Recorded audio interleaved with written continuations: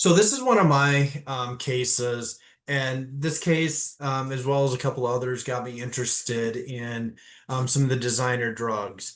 While the drugs here are dated, the clinical presentation here, I think, is relevant to the group. So this is a 24-year-old female who ingested two of these red capsules. This was at this occurred actually on Memorial Day weekend, few years or several years ago. The patient presented to the medical tent of the concert, seizing and hyperthermic. She was tachycardic with a heart rate of 132 and a blood pressure of 80 over 60 millimeters of mercury. 10 milligrams of diazepam were given pre-hospital. In the emergency department, the patient had a temperature of 41.8 degrees centigrade. That translates to about 106, 107 degrees Fahrenheit. From an emergency medicine, from a med talk perspective, a fever or that high is higher than what we see for an infection, even like a meningitis type infection.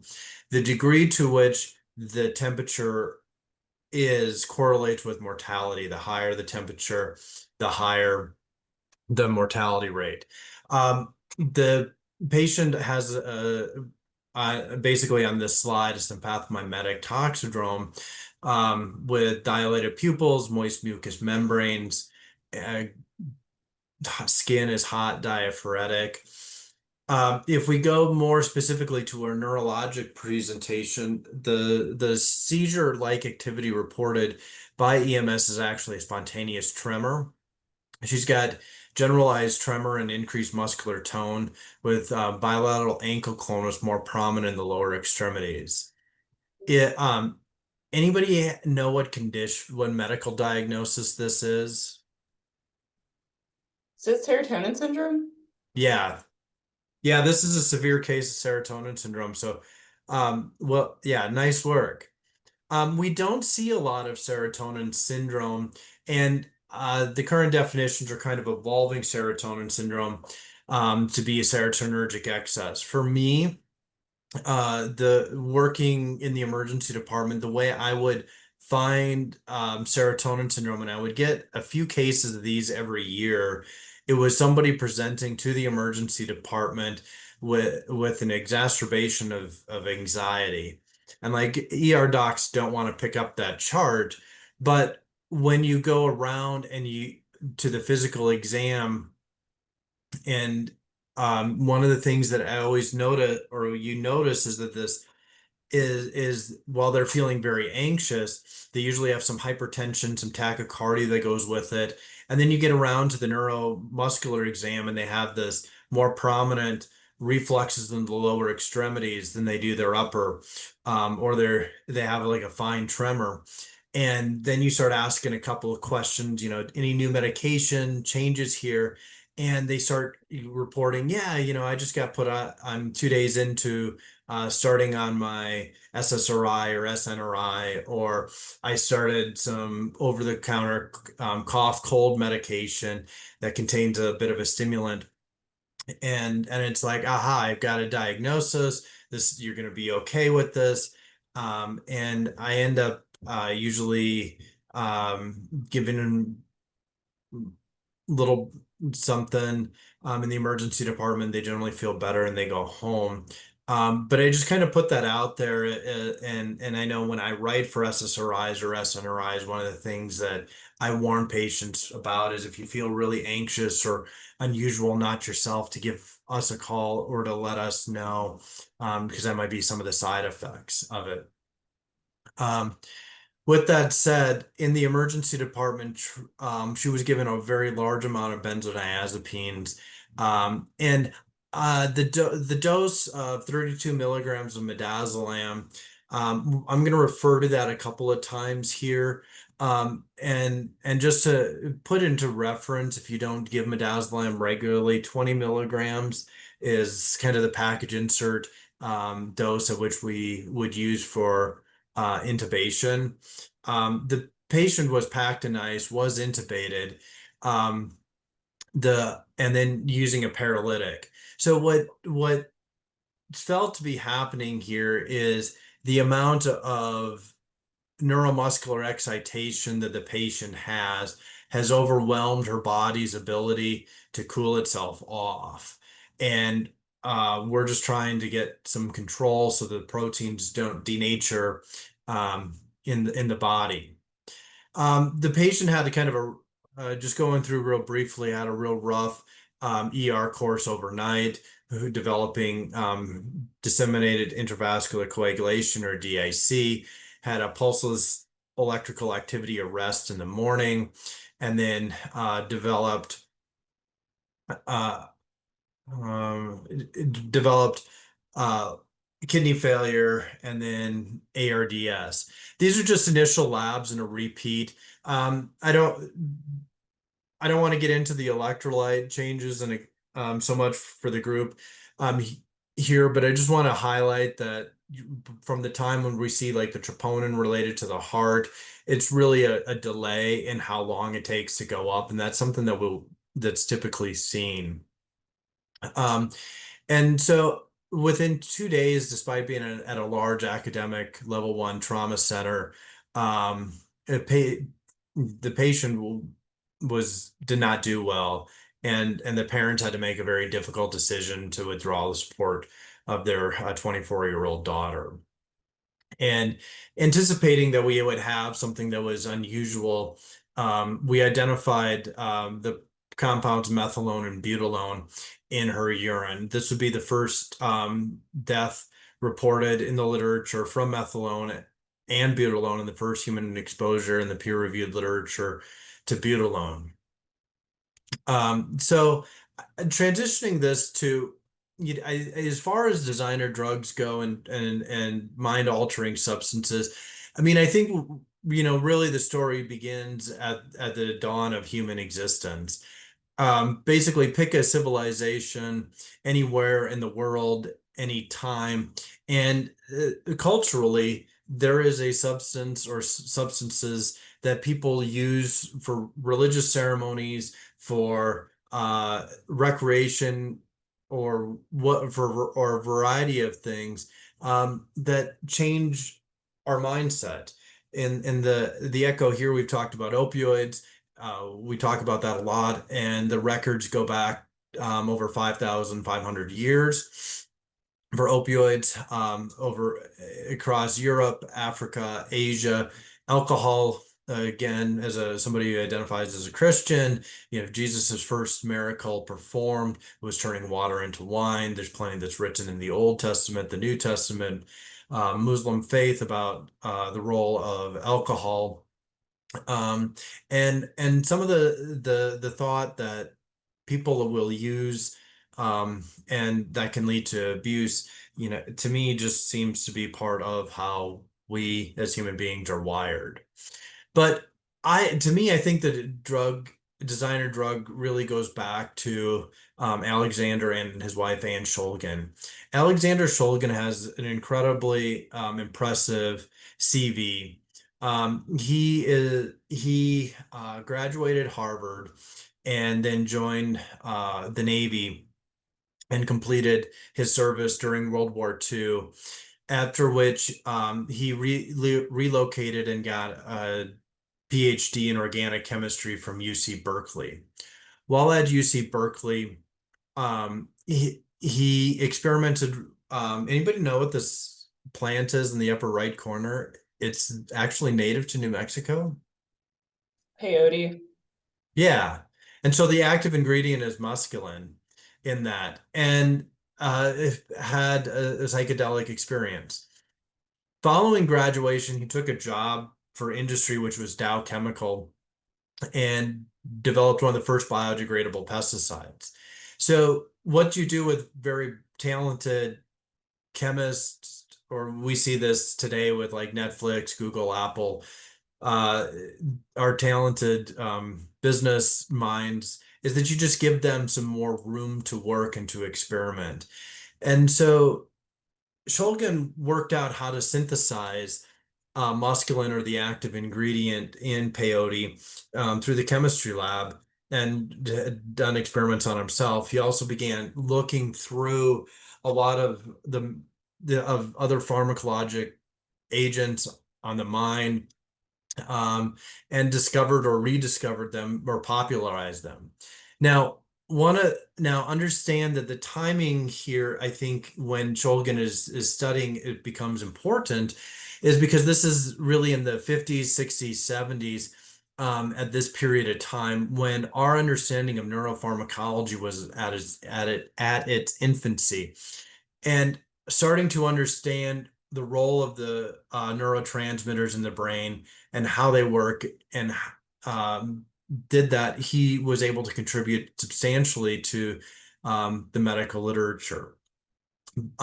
Between the 60s and a 7 year or a 10-year span, he published 6 or 7 articles in the journal Nature, which, having given this talk to hundreds, if not over 1,000 different people at this point, I know no other no other person contemporary today that's had that much success in a journal Nature. For those of you not familiar, Nature is more of a basic science. One article in Nature really would establish your career and solidify that as an outstanding researcher. Um, it has a higher impact factor than New England Journal of Medicine, The Lancet, or JAMA. And so they're very selective at what they take, and to have 6 publications is very unusual. And one of the things that allowed him to be open the mind so much is his wife. I know we've had now retired faculty at UNM School of Medicine that have done research with them, but what they're able to do is basically go and geek out in the chemistry lab on maybe Friday after work, as a grad student may, and do the experiment or finish up the synthesis over the weekend and then do the experiment on Sunday. And on yourself, write up the results and you're back to work Monday or Tuesday. And through that, knowing how that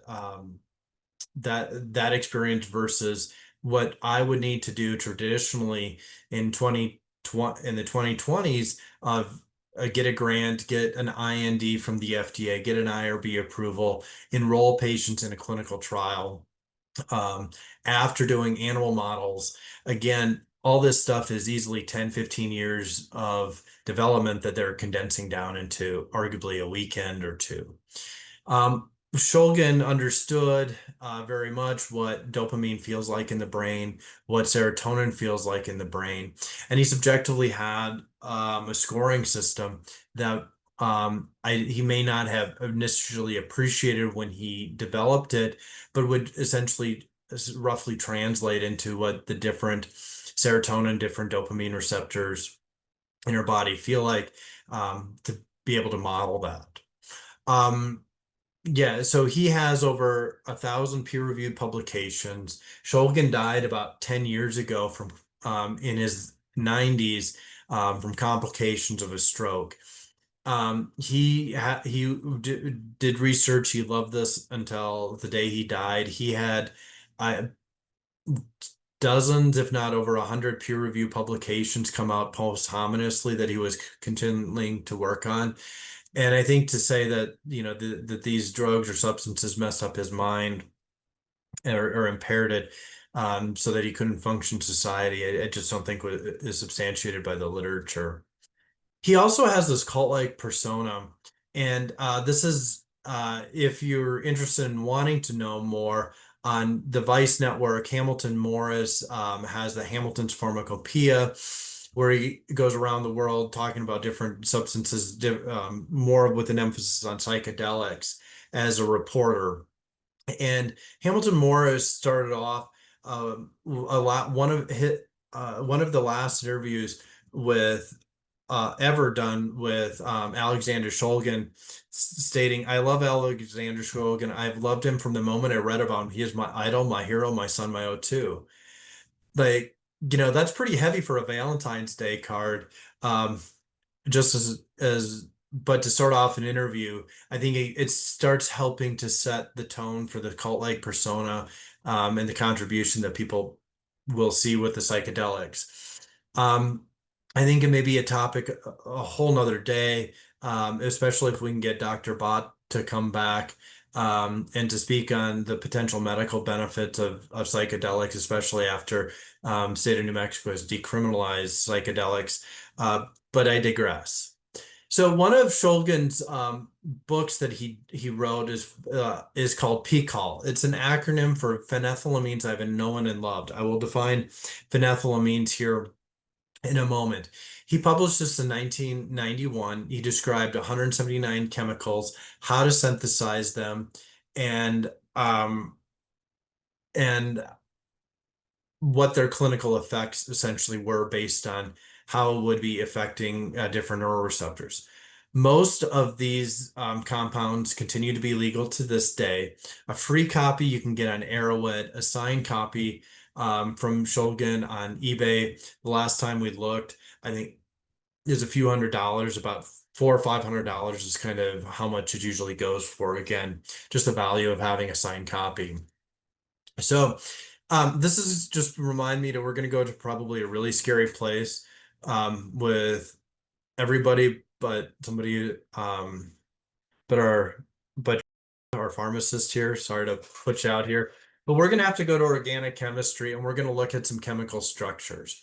As we look at the chemical structures, I want you to think about this not so and there's no test on it, but approach it like you would an art history class. And what we're looking at is going to be a structure function recognition that's going on. So all the great artists, a Dali, a Renoir, um, of the time, Picasso is, yeah, Picasso is a great one.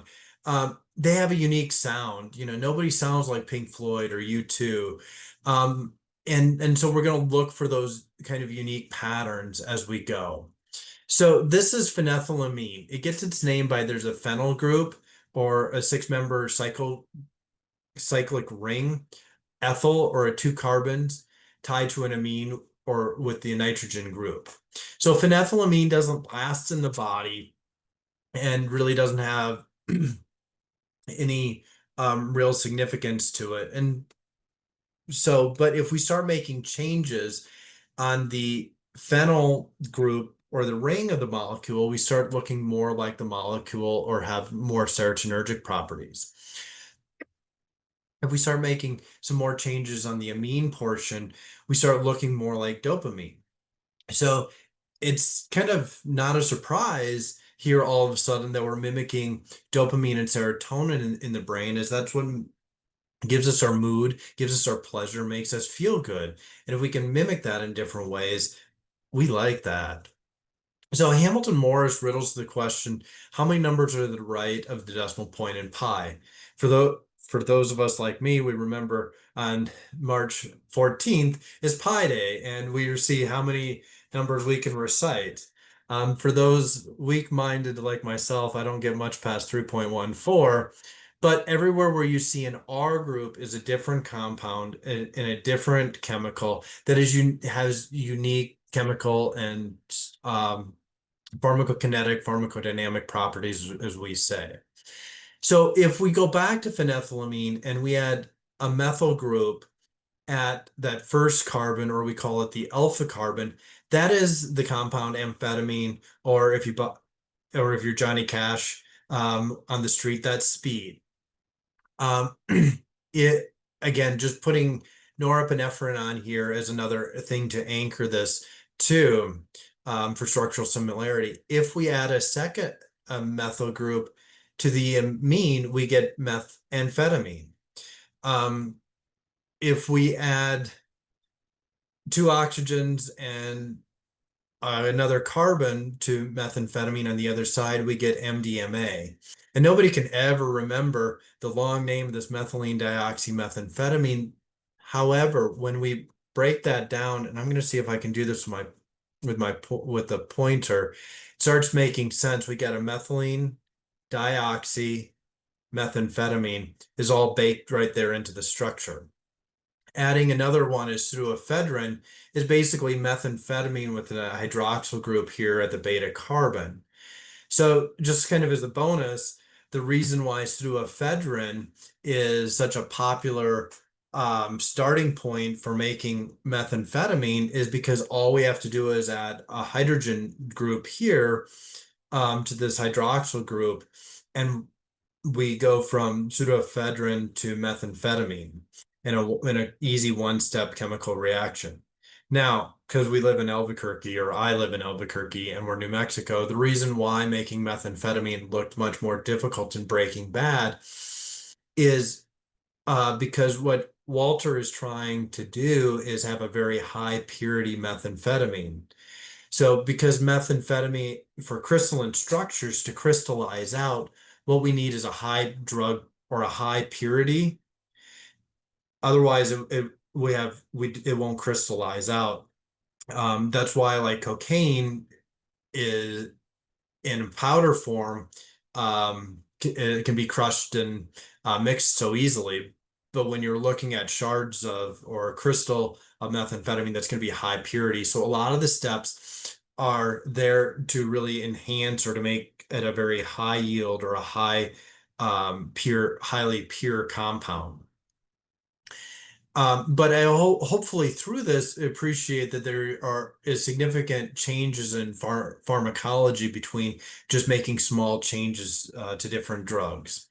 So I'm just introducing some more compounds as we keep moving. So we got phenethylamine up here. We talked about MDMA and methamphetamine.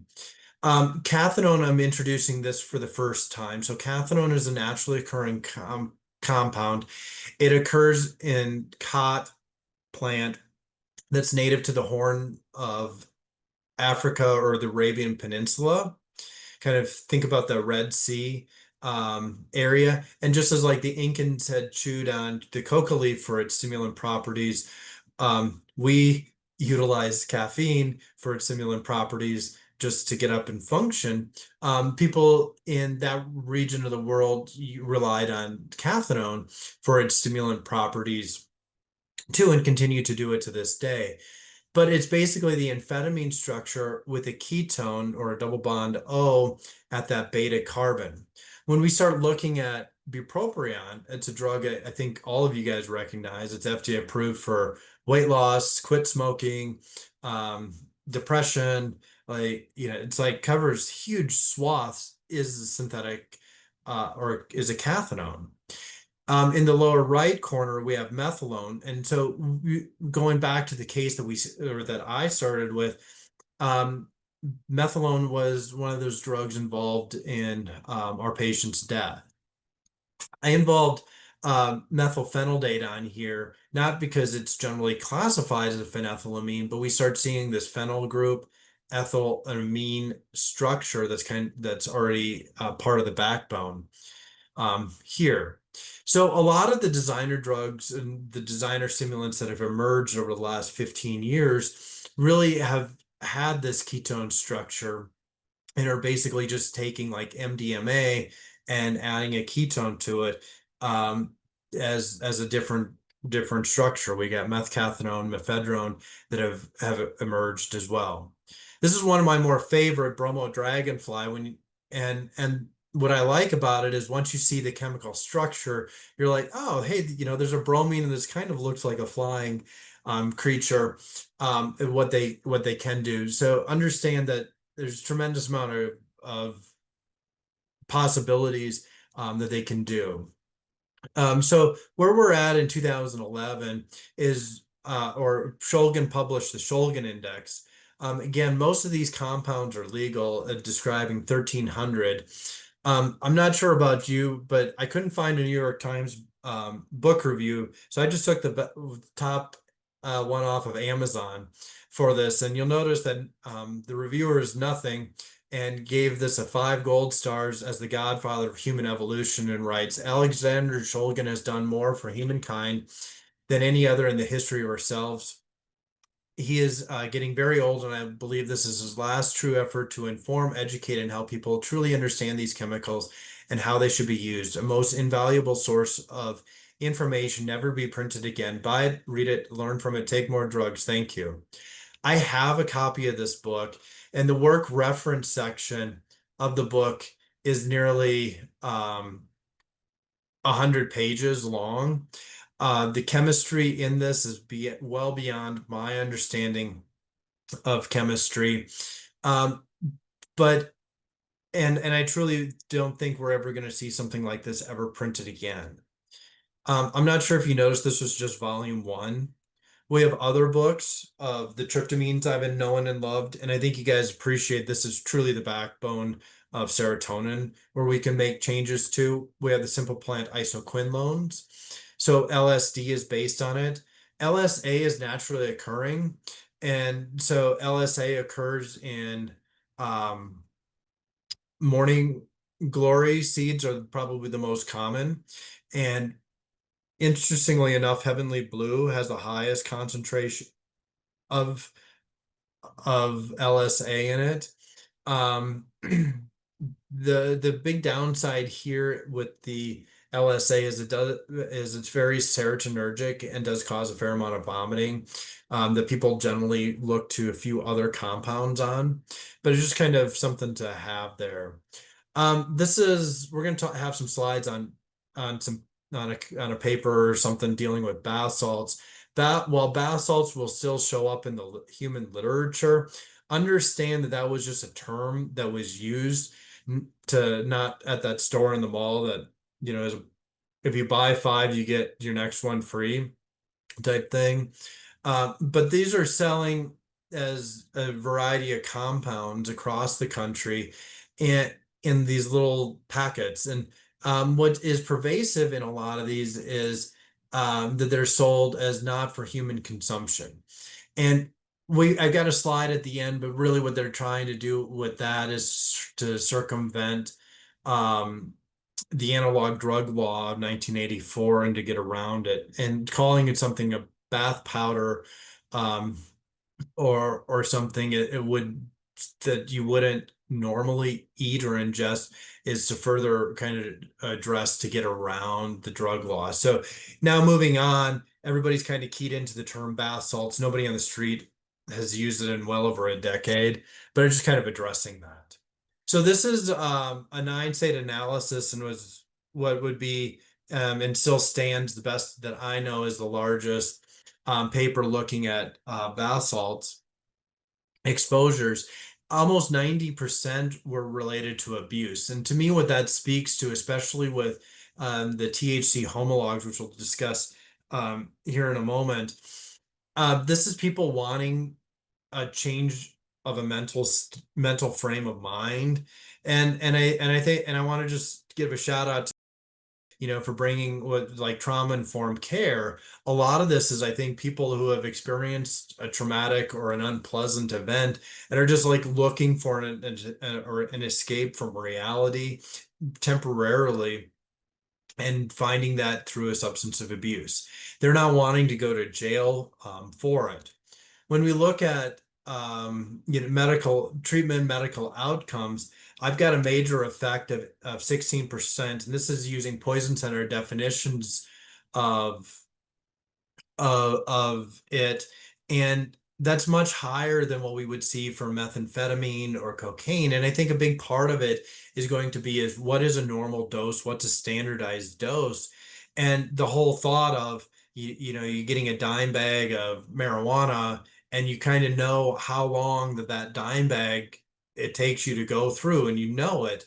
But when something's just a small little bit of powder that you snort as you would with methamphetamine or cocaine, I can easily see myself thinking that that was a single dose when it really should be for multiple doses. We've had an intubation rate in this study, and sure, there may be some bias. Um, of 8.7% selecting for sicker patients. But again, that's far higher than what I see with with like methamphetamine or cocaine. Just kind of given names of variety of different compounds. Sometimes they'll sell it by the chemical, the more savvy or people who this is their hobby experimenting are very much into the chemical names. We obtained a bunch of or some of these samples from a company, and the graph on the right are just different things that we found. Um, Lidocaine continues to show up in our drug supply, um, to, and can may contribute to some sodium channel blockade, may contribute to some dysrhythmia. It's a little bit unclear because again, people generally to get the drug and get them tested has always been a challenge. The state of New Mexico has been making some efforts or inroads on this. And then we start the rest of the drugs, or a lot of them just look like an alphabet soup. But I think a lot of times the chemists are experimenting and trying to figure out what is it that the user wants to experience next time. This is going to be just some slides from an emergency medicine, from a toxicology. These patients are potentially represent a danger to themselves and the healthcare facility. Um, People, as a rule of thumb, don't come to the emergency department because they're having a good trip. They come because they're frightened, agitated, scared, their family, their friends are not comfortable being able having them at home. So agitation, hallucinations are very common. So a lot of the medical treatment is again, give us the call here at the Poison Center, and we'll help you through this. But I use a lot of benzodiazepines, and this is where we go to use some of these higher doses that we had in our patient on the on our initial presentation. Again, benzodiazepines too have been in the American Heart Association guidance for coming up on 20 years now as first line treatment for treatment of a like a not non for an ST elevation MI or vasospasm. It also prevents seizures. This was just one of my residents, and we gave nearly 100 milligrams of midazolam and nearly a gram of phenobarbital to a patient, and the patient did not get intubated. We did so. For that, if you guys want to take a moment to recharge, you'll notice the instructions on this bath salt is that you'll have a heightened sense of awareness for 1 to 3 hours. I'm not sure how many of you guys take a bath for 1 to 3 hours. If you're a mother on Mother's Day and dad's taking care of the kids, I can see a 3 hour bath being a very comforting thing with a glass or two of wine or a hot tub. But again, it reading through the messaging is they're basically giving you instructions on how to use the product. This is going to be a herbal blends or K2 or spice. So for people with these continue to be out there. In states that have decriminalized cannabis, namely because what we're trying to do is we want to be able to beat that drug screen that we're at work. And I think living in New Mexico, I'm just thinking the federal employees who work at like Los Alamos National Labs, Sandia Labs, major employers, none of them can use cannabis or CBD because it's illegal at the federal level. And so they look to other ways that I'd argue is just can be dangerous. This is just sending scores to the hospital in New York City from Wall Street Journal that it picks up on time to time. And this is the corresponding New England Journal of Medicine article. Um, and one of the things that we've noticed is the series of compounds for synthetic cannabinoids over about 7 year time frame. And if we were to go these compounds further out to today, too, we generally see an increase in potency of about almost about every 7, 8 years, 100 times more potent on those CBD receptors. This is also not the type of clinical effects that we generally expect to see with cannabis. In here, this was a study that Tyndall wrote, looking at 35 confirmed cases of AMB Chumanaka and had a seizure rate of 40%. Seizure seems to be fairly common when we are hitting very high potency cannabinoids, which I find particularly interesting because cannabidiol is FDA approved to treat a particular type of rare seizure uh, that's traditionally been refractory to multiple medications. The only zombie outbreak in the medical literature is also related to a synthetic cannabinoid of AMB fuminaka. Um, and a big reason why this made it to New England Journal of Medicine is, and I'll have on the next slide, is really a huge effort by government and academic organizations. Um, Yeah, we'll just go there to do. And I think, some of the fallout of this and knowing multiple, there's nothing I could contribute, but most of the authors I know and I work with or have published, the lead author is somebody who I consider to be a mentee of mine. Um, and in doing that, it was kind of also changed the mindset that like we can't just legislate our way out of all of this. But and this is what organizations like dancesafe.org, what Shulgin have been saying is like, look, people are going to do this. What we need to do is to educate and allow people to ways for people to do this safely and create some of those environments. This is starting to move into the 2020 or the last 10 years almost now, but the structure of fentanyl, it's how it folds three-dimensionally gives us that effect where we would have with morphine. Understand that there's 10,000 different derivatives of fentanyl out there. Fortunately, we aren't seeing a huge evolution of the compounds. This does work. While this has worried me, I've kind of gone back on some of my on my predictions that a lot of this just comes down to money.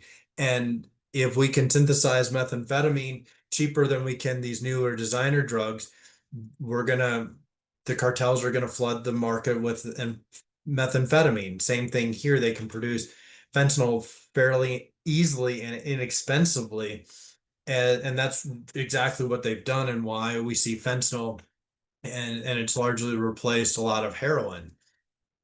What we're seeing because fentanyl is in a small amount is I had the idea in the 2010s putting this into counterfeit pills. It makes transport, it makes some of the you don't have to go out and make a bunch of dime bags full of fentanyl anymore. You just put it in these counterfeit pills. Also, somebody looking for like Xanax, for example. Xanax is of the benzos the most uh counterfeited, and a lot of those will contain fentanyl. So just because somebody says, "Hey, I got Xanax from a friend or from a cousin," those are things that have me suspicious that the might not be pharmaceutical grade alprazolam. We have the designer benzodiazepines that are out there. For those of you, if you're like me, have some level of ADHD, feel free to go on the internet and look. But these compounds are pretty easy to readily able to find and to purchase online and be delivered to your doorstep just on the surface net. And I've had multiple patients who, when we in medicine cut them off, this is where they begin turning.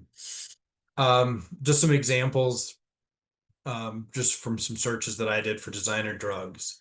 So another thing that getting into more 2020-ish, I'm just checking to see where we're doing on time, is we have xylazine. And while the CDC has written a lot on xylazine, we in New Mexico have fortunately not seen a lot of xylazine. We had a peak a year and a half, 2 years ago. And while we'll occasionally find a little bit of xylazine, it's pretty hit or miss, or with more miss currently than it is hit in samples. While the samples that people are experiencing, or we are finding both in New Mexico, but more importantly, or I guess more commonly outside of New Mexico, is that the more xylazine that's in the drug, there's actually less fentanyl. So the medical death, I think, is less. But nevertheless, the point is we've got stuff in our drug supply that shouldn't be there.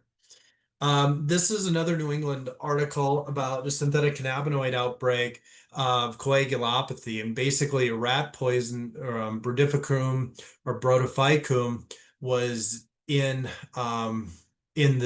samples.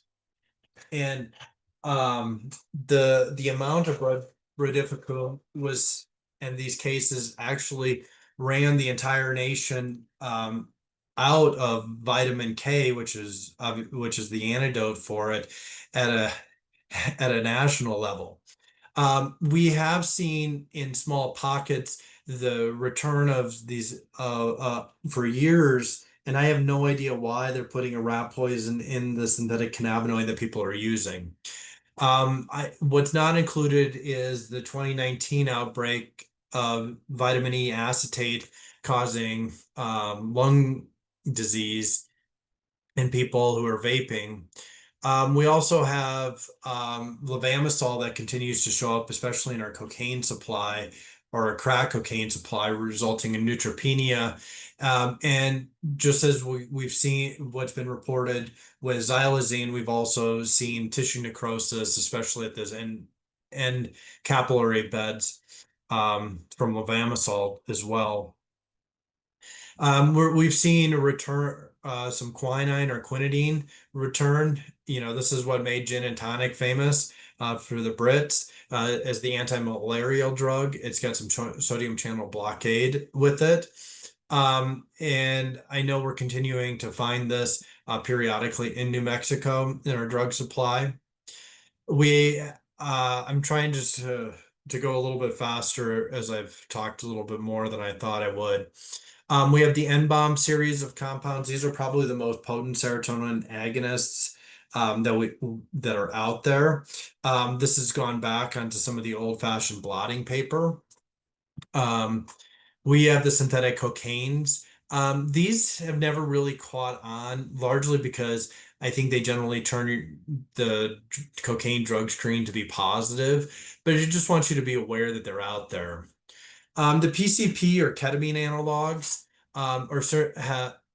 certainly out there and have always been there. I think in an era in the last 5 years, with ketamine coming to vogue in as treatment for a variety of addiction, mental health disorders, I think what we may and what we're seeing in a state level is an increase in exposure or access to ketamine.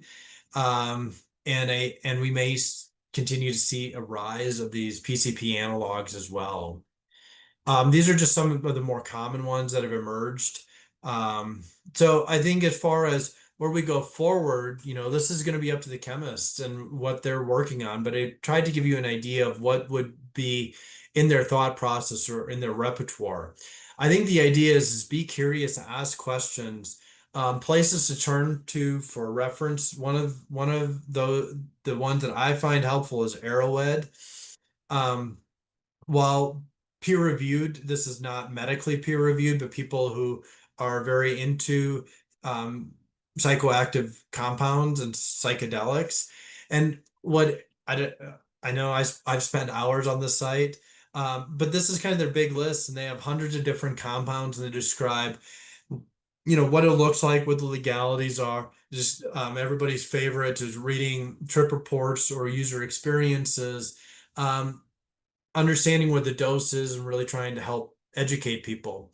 The couple who runs this, they go by Earth and Fire. They do periodically publish art and several articles in peer-reviewed publications as well. This is a program that I was involved with. Kind of came out of the New England article and the New York outbreak.